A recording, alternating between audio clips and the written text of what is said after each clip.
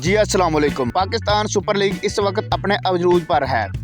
Pakistan super league 9 के 8वें match में Quetta gladiator और इस्लामाबाद यूनाइटेड की टीमें लाहौर में आमने सामने थी। कोयटा के कप्तान ने टॉस जीतकर पहले फील्डिंग करने का फैसला किया, जबकि इस्लामाबाद यूनाइटेड को पहले बैटिंग की दावत दी। कोयटा ग्लैडिएटर का पहले फील्डिंग करने का फैसला दुरुस्त साबित हुआ।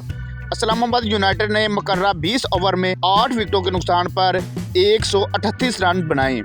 यूं कोयटा ग्लैडिएटर को 139 रन का हदफ मिल गया। यूनाइटेड की जानब से सलमान अली आगा ने 33 रन बनाए, जबकि कोयटा ग्लैडिएटर की जानब से इब्रार अहमद और मोहम्मद वसीम ने 3-3 विकेटें हासिल की। वाज़ेह रहा कि कोयटा ग्लैडिएटर और इस्लामाबाद यूनाइटेड का PSL 9 में ये तीसरा मैच था।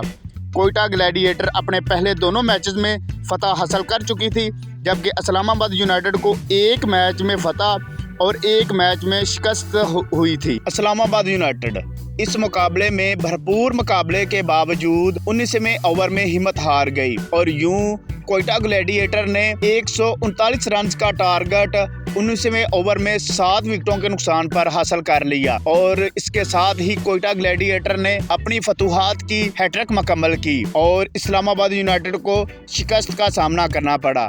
PSL 9 की ताज़ा तरीन अपडेट के लिए चैनल को लाइक और सब्सक्राइब करना मत भूलें। अल्लाह हाफिज़।